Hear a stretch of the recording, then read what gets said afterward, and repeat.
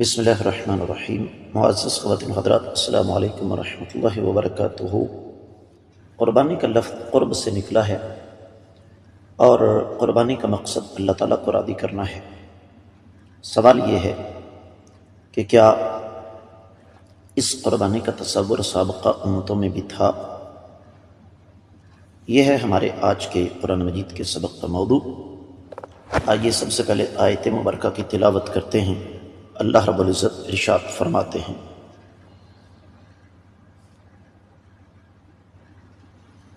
وَلِكُلِّ أُمَّةٍ جَعَلْنَا مَنسَكًا لِيَذْكُرُوا اسْمَ اللَّهِ عَلَى مَا رَزَقَهُم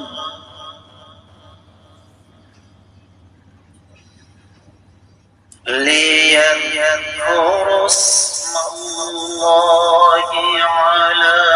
مَا رَزَقَهُم مِّن بَهِيمَةِ الْأَنْعَامِ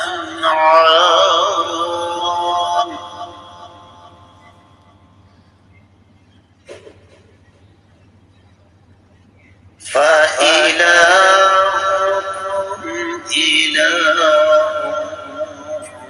وَاحِدٌ فَلَهُ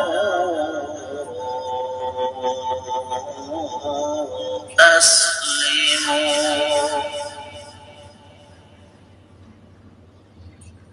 وَبَشِّرِ الْمُخْبِتِينَ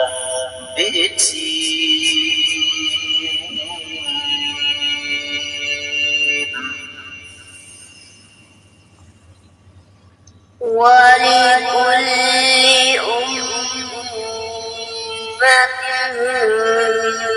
جَعَلْنَا مَنسَكًا لِيَذْكُرُوا اسْمَ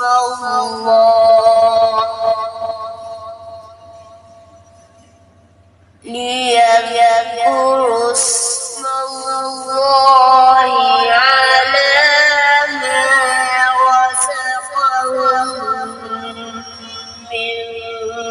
بَهِيمَةِ الْأَنْعَامِ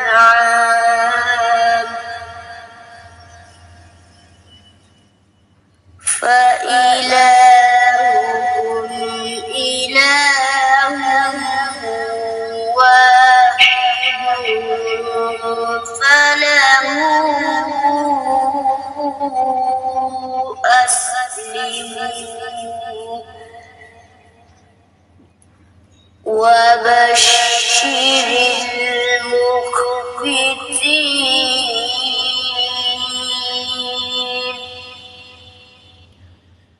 معزز خواتین حضرات، رب کائنات کی پاکیزہ کتاب قرآن مجید 17واں پارہ سورہ مبارکہ کا نام الحج، آیت مبارکہ ہے 34۔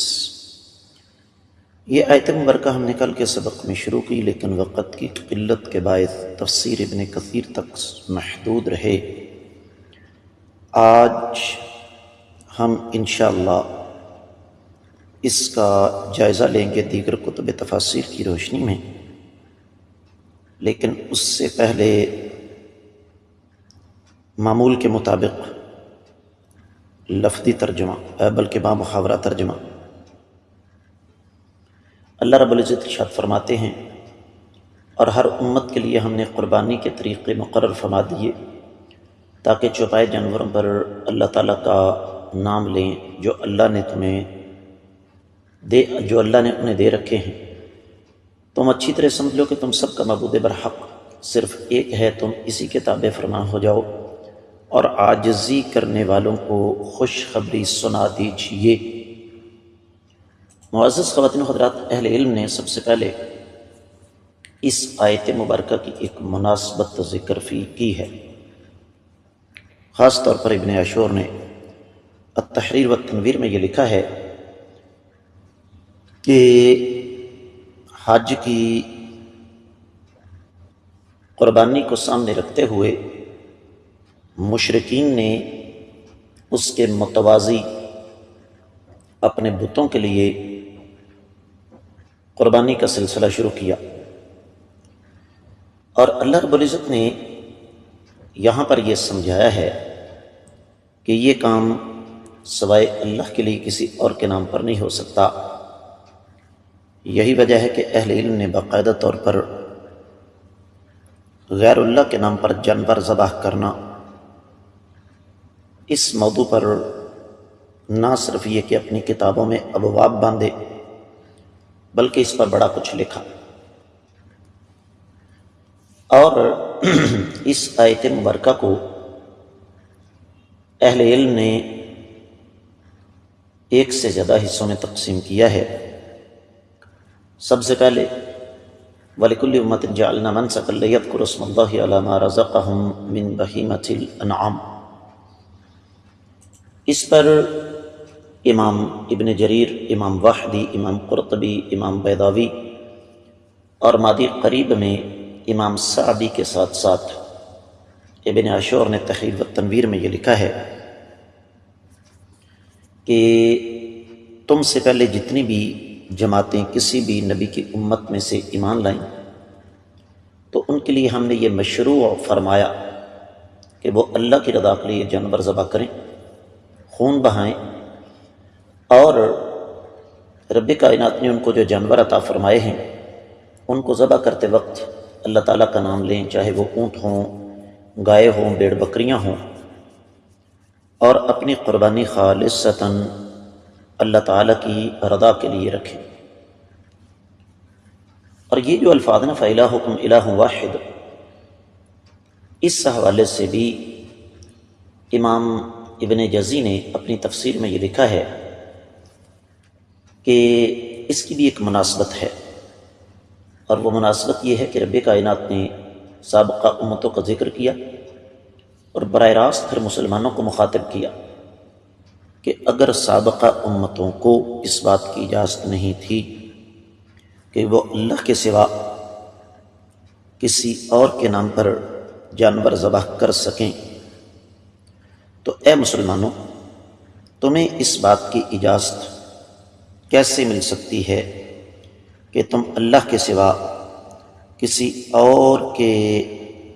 نام کا جانور جو ہے وہ ذبح کرو؟ تو اس لیے فرمایا فَإِلَٰهُكُمْ إِلَٰهٌ وَاحِدٌ فَلَهُ أَسْلِمُوا، کہ وہ ذات بابرکات جو کہ عبادت کے لائق ہے، اس کے ساتھ کوئی شریک نہیں، تم بھی اپنی عبادت کو خالص اللہ کے لیے کرو اور رب کائنات کے سامنے عاجزی اور انکساری کا مظاہرہ کرو۔ اس پر بھی امام بقائی نے نظم الدرر میں اور امام ابن جریر نے بڑی تفصیل بیان فرمائی ہے۔ اور پھر فرمایا کہ وَبَشِّرِ الْمُخْبِتِينَ، اے محمد صلی اللہ علیہ وآلہ وسلم، آپ میرے بندوں کو، ایمان والوں کو خوشخبری سنا دیں کہ تمہارے لیے اللہ مالک العلم رب الجلال والاکرام کی طرف سے یہ خوشخبری ہے کہ تم اللہ کے سامنے عاجزی انکساری کا مظاہرہ کرتے ہو اور اس پر تم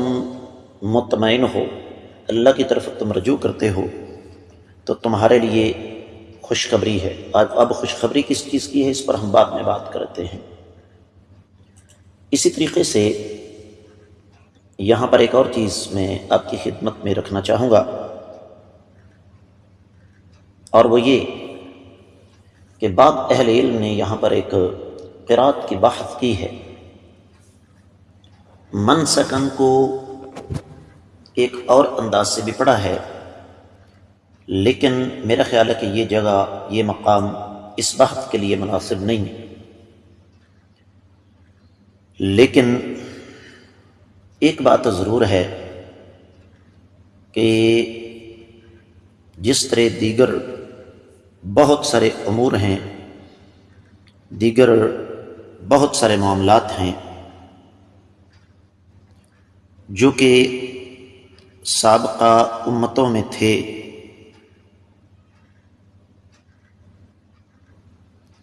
بالکل اسی طریقے سے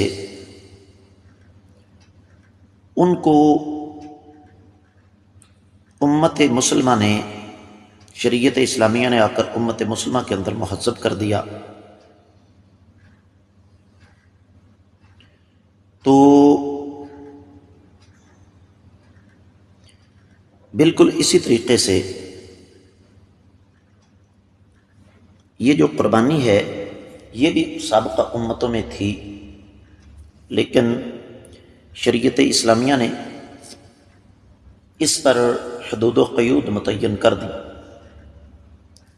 یہ بات میں اور آپ اچھی طرح جانتے ہیں کہ دین اسلام میں قربانی جو ہے وہ جانور ذبح کیا جاتا ہے، ویسے تو اس کے کئی مقاصد ہیں، لیکن جو جانور اللہ کی رضا کے لیے ذبح کیا جاتا ہے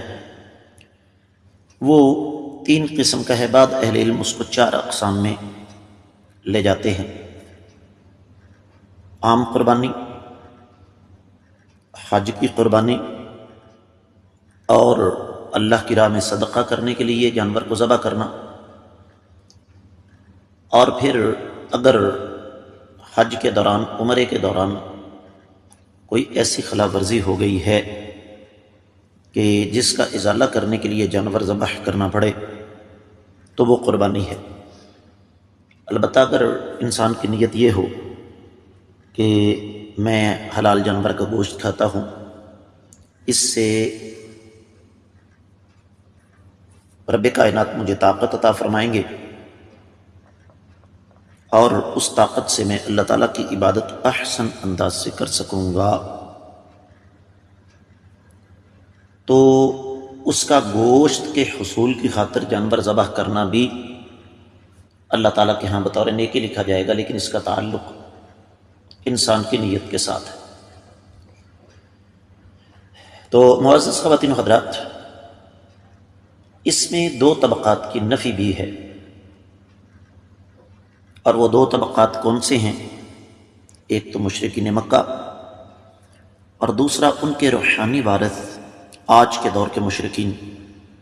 یاد رکھیے، آپ بھی جانتے ہیں، میں بھی جانتا ہوں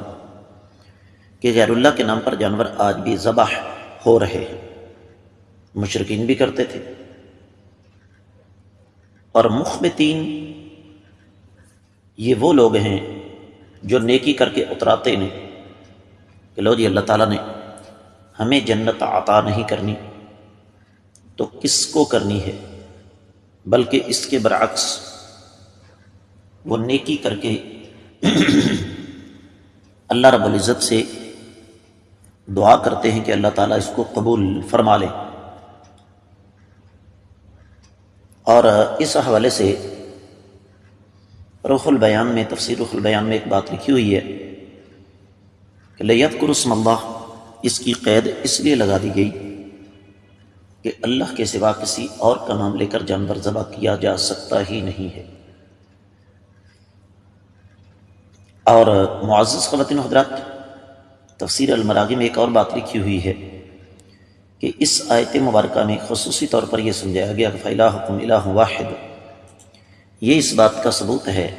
کہ توحید سب سے مقدم ہے۔ اس کے علاوہ وَبَشِّرِ الْمُخْبِتِينَ، یہ بھی اسی بات کی تاکید ہے کہ اللہ کے سامنے عاجز اور انکساری کا مظاہرہ کرنا ہے، ان کے لیے خوشخبری ہے۔ اس کے ساتھ ہی اس آیت مبارکہ کی مختصر تفسیر مکمل ہوتی ہے۔ معمول کے مطابق میں آپ لوگوں سے یہ خصوصی گزارش کروں گا کہ جہاں تک ہو سکے ان اسباق کو صدقہ جاریہ سمجھ کر ہر فورم پر زیادہ سے زیادہ آگے نشر فرمائیں۔ اگر ابھی تک آپ نے ہمارے چینل کو سبسکرائب نہیں کیا تو ضرور کیجیے، ساتھ لگے گھنٹی کے بٹن کو بھی دبائیے تاکہ تازہ ترین اسباق آپ کو بر وقت ملتے رہیں۔ فرقہ واریت سے بالاتر خالصتاً کتاب و سنت کی روشنی میں ترتیب دیا گیا آپ کا یہ اپنا چینل خدمت کر رہا ہے آپ کی، جہاں بلا ناغہ آپ کو قرآن و حدیث کے اسباق ملیں گے، جمعے کے خطبات ملیں گے، مختلف موضوعات پر دروس ملیں گے، اور آپ کی طرف سے آنے والے انتہائی اہم سوالوں کے جواب ملیں گے۔ دینی حوالے سے کسی بھی موضوع پر آپ کو معلومات درکار ہوں، کامنٹ سیکشن میں ہمیں ضرور بتائیے گا۔ آج کے سبق سے اجازت چاہوں گا۔ السلام علیکم ورحمۃ اللہ وبرکاتہ۔